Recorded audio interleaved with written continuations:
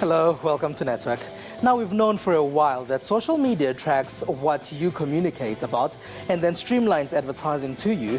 Now, we hear that Google does the same for private Gmail accounts. They then use that information to sort out advertising targeted to the individual. They got into trouble in one European country, and that country that they got into trouble in is France. We'll tell you what Google is also working on a bit later on. We also have eBlockwatch in studio today. They have solved crimes that are linked to stolen pieces of technology. Some of those crimes include murders. We have loads more, including information for students. We are live. You can interact with us on SABC Network on Facebook and Twitter. News Network at sabc.co.za and email. Here's your tech and social media news now.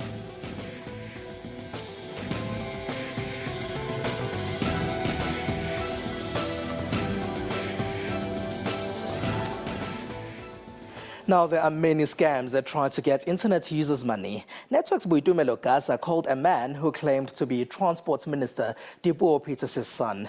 Boitumelo was told what she should do to transfer money to the minister's bank account. But the man with a West African accent said if she needs further details, then she must email the minister on the email address he provided. He failed to provide her contact number so we could call the minister, and he says she is his mother.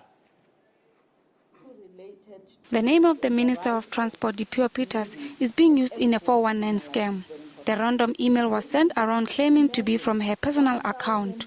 The email claims that the minister has 300 million rand. She needs help moving around. The fraudster claims that the minister discovered her husband had the money in an account with a security and finance institution in South Africa. The person claims they would hand over 20% of the sum as a fee, plus 5% of any expenses incurred during transaction.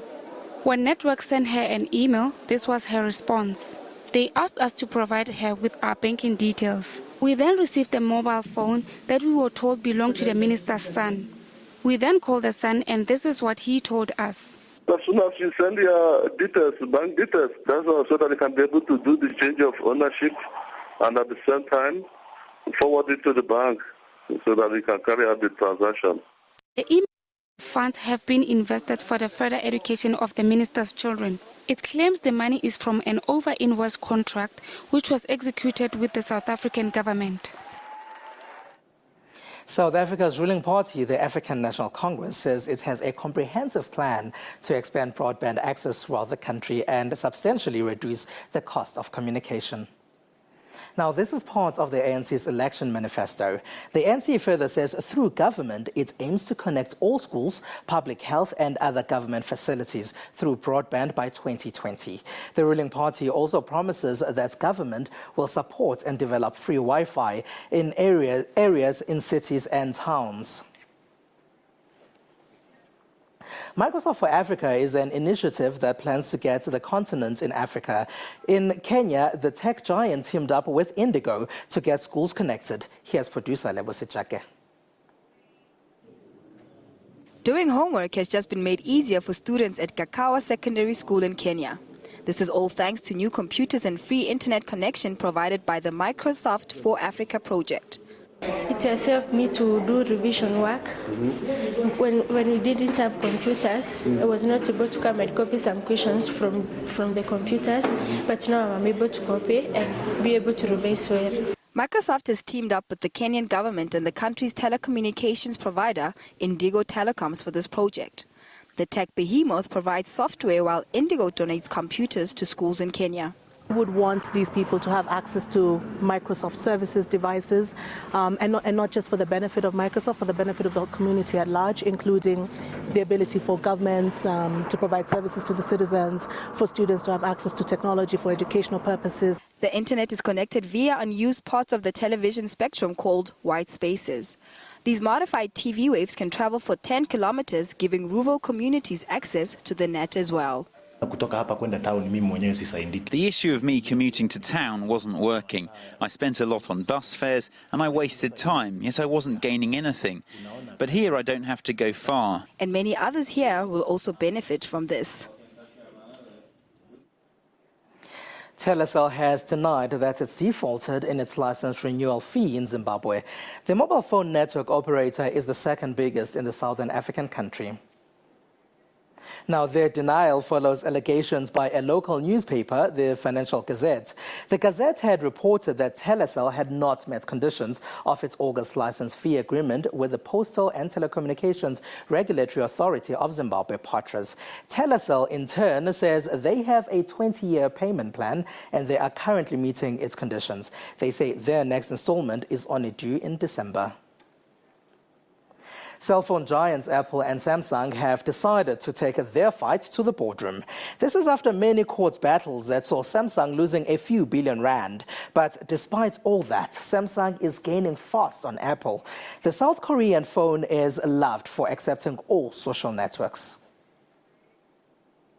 Apple and Samsung have agreed to attend a mediation session. CEOs Tim Cook and Oh-Han No will attend the session with their lawyers to discuss settlement opportunities.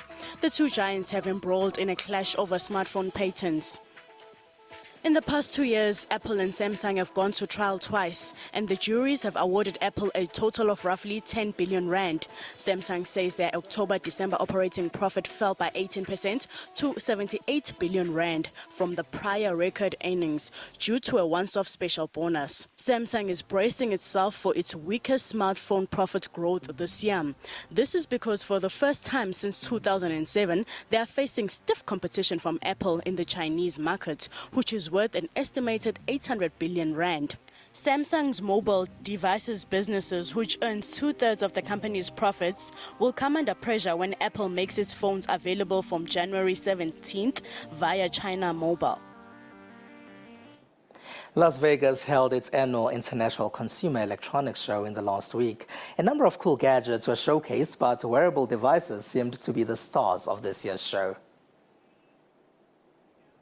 From curved TVs to solar energy vehicles, the International Consumer Show had it all this year. The annually held technology showcase is for many tech fanatics like a chocolate factory. Held in North America's Sin City, Las Vegas, the CES is where giant digital companies like Yahoo unveil their latest inventions, such as an Android home screen launcher application called Aviate. We've acquired Aviate. As we look to the future of mobile, we believe home screens should be smarter and more personalized. Imagine that your phone could deliver the right experience to you at the right time instead of you having to search for it. Even social networks like Twitter came out to play. The microblogging site informed users on their new and improved security features. It boils down to trust, right? So we've implemented Do Not Track. We've, as Maurice mentioned, right on the very first page of your settings there, you can opt out of tailored ads, tailored content. Wearable gadgets such as this Samsung Galaxy smartwatch had many tongues wagging at this year's Consumer Electronics Show. It has apps now that could just give you a quick glance at the sports score with an ESPN app, or you can see who texted you, what calls you missed. The 4-day showcase ended on Friday, January 10th. You want to do your shopping list? All of your food items that are in your fridge are going to be listed. Now, if you thought one of these is just for looking cool or for personal use, then think again. There's an Indian doctor who is revolutionizing surgery using Google Glasses in the operating room. An Indian orthopedic surgeon took Google Glass into the operating room on Saturday. He performed a successful foot and ankle surgery. While the surgery took place in India, the team of doctors were under the supervision of another doctor in the United States. Dr. Parith conducted the foot and ankle surgery wearing Google Glass, which was broadcast live on the Google website via internet. Google Glass Earlier, during the surgery, to show something to another doctor, we had to keep moving and the cameraman had to keep moving as well to take different angles. During this, there are chances of infection. So in this technology, the image seen by the doctor using Google Glass will be seen by everyone throughout the world. Doctors say the small devices, which feature a screen that sits just in front of the user's right eye, will change surgery. They say it would teach procedures to aspiring surgeons without being part of the operating team.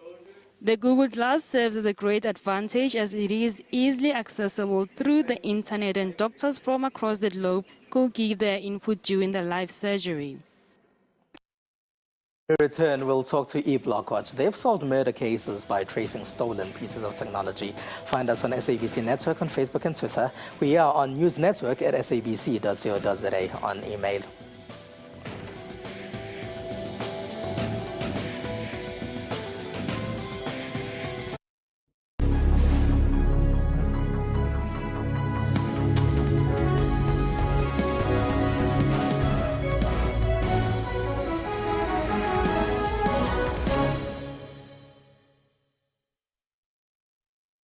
There's a champion in all men.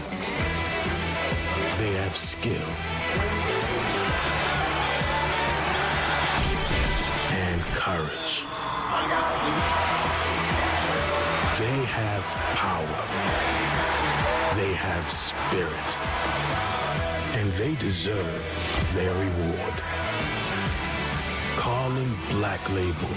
Champion men deserve champion beer.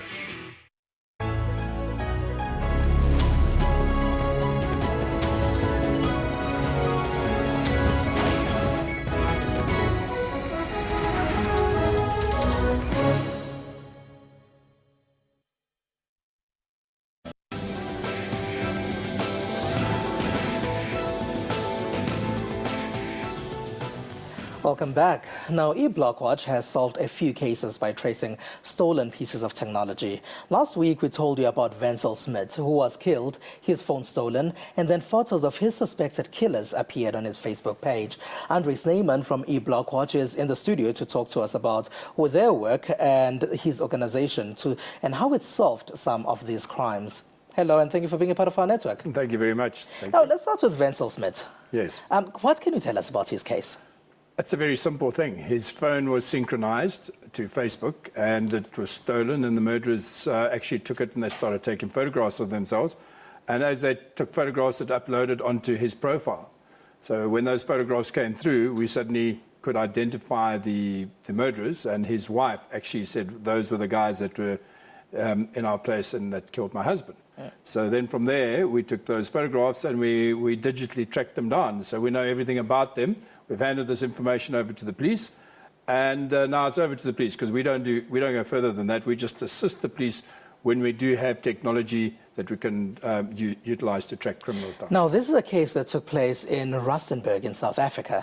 Yeah, in that area. Yeah, and yes. Then the murderers, or suspected murderers rather, are in Mozambique. I think they're on holiday, but they'll be coming back, and when they come back, I think the police will be waiting for them. Do we know anything about these men? Because the wife has said that she knows who they are, and she said she can actually identify them.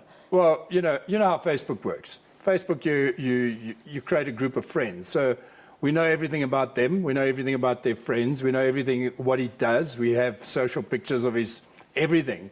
And so this information we just plugged in through to the police. The police are sitting there. They know so much about this person. It's actually quite frightening for the murderers, I think, at this stage. And I think they must know about it because it's been on TV. It was in the newspapers. And we have a lot of pleasure on catching criminals. We get a lot of pleasure out of catching criminals. Now, it's not the first case that you've solved. No. Yeah. Can you tell us about others? There was a case where girls were riding their bicycle. Well, there was a husband and wife that were training for some cycle race, and they were going past OR Tambo in the back near Kempton Park, and they were caught, and she was raped a couple of times, and we digitally tracked them down as well in Tembisa, and we got the police in. The police went and collected them, and they're now in jail. I believe they're still in jail. They're waiting for their case to come. So we digitally track down criminals. I'm not exactly going to tell you how it works because, we don't want to give away too much. Yeah. But with this networking, eBlockwatch is essentially a network. I think we're 96,000 strong at the moment. Anybody can go to our Facebook page or go to eblockwatch.co.za, register, and they become part of this team. So we have this massive community network that's working together with the police to collect information, identify, look for missing people, con artists. I heard you talking about a con artist. We love catching con artists as well. So we've got this network of people that utilize the energy to actually track these guys down, and that's what eBlockwatch is. We harness the collective clout of a community. Now, what made you decide to start it, and when did you start it? Started in the year 2000. I've got a transport company, and a lot of my trucks were being hijacked, so I started using technology to try and track my trucks back in those days before internet was really going. And I became interested in this, and 702 interviewed me, and it just started exploding, and then I started getting very excited about this. And then eventually Facebook arrived, and then I found out what it was, and I found out we're a social network. So that's what we really are, social network group. Andre Sneeman, unfortunately we have run out of time, and I'm sure that a lot of people are going to go online and find out who Please come and join us, the more the merrier.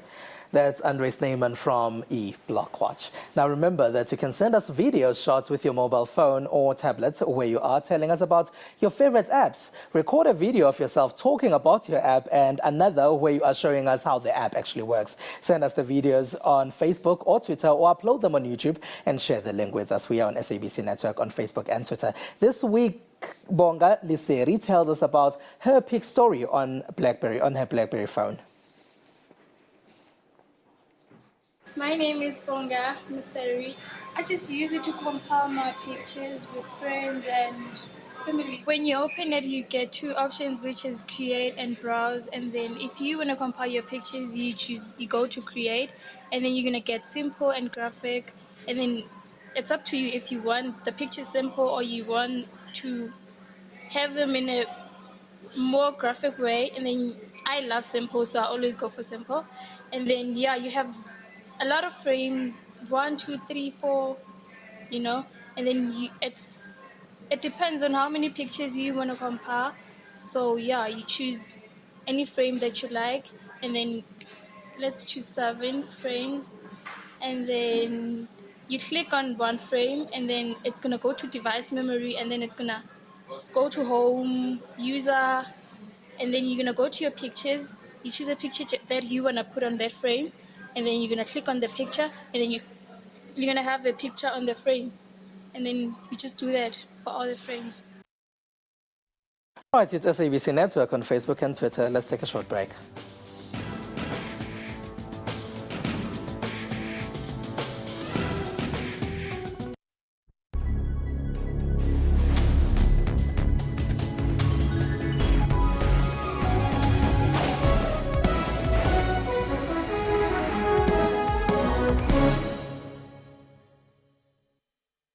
The international advocacy group Human Rights Watch says millions of people in Harare in Zimbabwe remain at risk of waterborne diseases as a result of contaminated water and poor sanitation. She says, our children think it's a stream and play near the sewage, pushing each other into it.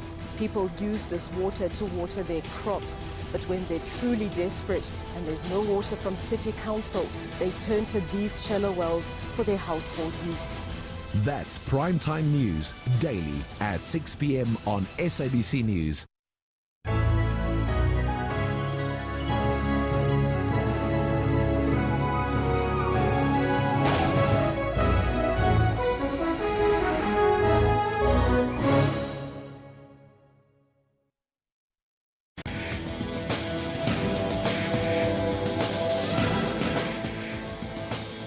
Right, welcome back, and a special welcome to the class of 2013 that received their matric results on Tuesday. Many of you hoping to go to various universities in the Gauteng province need to know that walk-ins are no longer allowed. All inquiries are now handled online. 2012 at the University of Johannesburg, Auckland Park campus. A stampede of registering students and their parents. One parent was killed with 17 other people injured. This was the turning point in the university's walk-in policy. For the 2014 registration process, just as in 2013, inquiries can only be processed online. The university has a no walk-in policy for inquiries or registrations. So do other universities across the Gauteng province. The University of Johannesburg has dedicated web pages that assist the applicants with the registration process.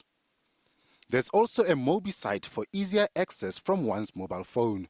There's criticism, though, that the university does not respond timelessly to people's inquiries. We can deal with late applications off campus virtually by electronic systems that the university have developed.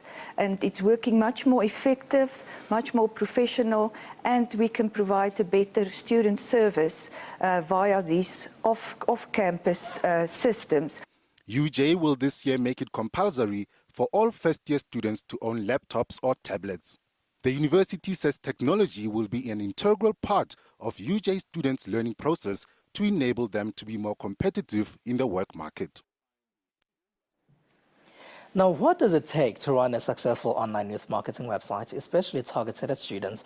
We are joined by Ronan Iris, the CEO of the biggest student online site in South Africa, Student Village. Also joining us is Stuart Minar, who runs Studentology, which is based in Cape Town. Stuart joins us on the line from the United Kingdom. Gentlemen, hello and welcome. Now, perhaps starting with you, Ronan, Student Village, what can students find there? So we created Student Village in 2001. To really be a connection place for students to meet each other. They're really going through the same thing at the same time. And all the kind of content that you need to get up and running. So where do I register? How do I register? Where do I find accommodation? How do I survive my first year of campus? How do I pass? As well as jobs and career information. So it's a portal where students can find a lot of information. Yeah, it's a portal as well as it's a meeting point. Yeah. I mean, a lot of people meet their friends, girlfriends, boyfriends, and etc. on the site. It's a meeting place for students. Stuart's joining us on the line. How is Studentology different from other portals? So Studentology started out in quite a similar way to what Erin just described around how Student Village started. We started 4 years ago as essentially quite a similar thing, a connection for students to find any kind of information around their personal, academic or social needs. But over the past 4 years, we kind of evolved a little bit more and focused more on student spending. So trying to do a bit of research analytics around the financials for students. So how many students need financial assistance? Those that do get financial assistance, what do they spend on? And then a bit of analytics around what their spend is. And at the moment, we've kind of branched out to develop a mobile app for this, for students. You're based in Cape Town. Is it just for students in Cape Town? So for now, our focus is on Cape Town to get a good enough proof of concept with our mobile payment app. But essentially, it spreads out to any students across the nation. And Ronan, you have student development as well on your website. Can you tell us a bit about it? Yeah, what we find is students are craving information. What they need information, but also support. So what we find is between 30 and 70% of first-year students are failing. And this is it's a dark part of our university sector. And what we wanted to do is play a part. So we created a site called U Village. And really what it is to help students to really understand and to learn how to think and approach the thinking aspects of their critical subjects they need to pass. So it's really about free online and video content for them to pass first year. All right. Can you quickly give us the URL? uvillage.co.za. It's? uvillage.co.za. The big thing that you want to find out is about gradx.net. And that is really about what do I do with my future? How do I get going? Once I get my degree, who's looking to hire me? If I'm looking for a bursary, how do I find that? As well as insights from employers, graduates, etc. All right. And Stuart, does Studentology give students the edge that they need? Sorry, can you repeat that? Does Studentology give students the edge? Do you think that students who visited your websites are better off than students who haven't? So initially when we started, as I mentioned 3 or 4 years ago, that definitely was the case. I think what Ronan has done with Student Village is quite extraordinary in that they're getting things right a lot more than the other smaller websites that pop up every year. Yes. For us, we kind of zone in on the Cape Town market Yes. and realized that a shift towards student spending was slightly more important, and so we directed our company towards that. All right. But initially it was the classifieds, which helped out quite nicely for students. Okay, thank you very much for joining us on the line from the United Kingdom, Stuart Minar, and thank you, Ronan Iris for joining us here in studio. Ronan Iris is with Student Village and Stuart Minar is with Studentology. Now let's take a look at some of what's been happening in social media. South Sudan's Foreign Affairs Minister Barnaba Mariel Benjamin Bill had a meeting with Kenyan President Uhuru Kenyatta, and Kenyatta tweeted that he kept him informed about developments to end the fighting in South Sudan. The fighting has lasted for about 3 weeks, with rebels loyal to former Vice President Riek Machar taking over the city of Bor. South Africa's ruling party, the African National Congress, ANC, has been celebrating its 102 years since the formation. People on Twitter have been sharing their views about Africa's oldest liberation movement. There was a big celebration in Mbombela on Saturday, where the party's 2014 election manifesto was revealed. And South Africa is hosting the African Nations Cup, CHAN. South Africans in social media then celebrated Bafana Bafana's victory over Mozambique in their opening match.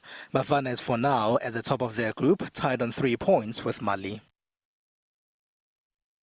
The Olympics are in full swing on Twitter. People are getting in ridiculous positions in an effort to take pics for the selfie Olympics. Some are even posing nude for their phone cameras and sharing those with the world. Tonight we leave you with some of those selfie Olympics photographs. Find us on SABC Network on Facebook and Twitter, News Network at sabc.co.za on email. From me and the rest of the team, have a good one.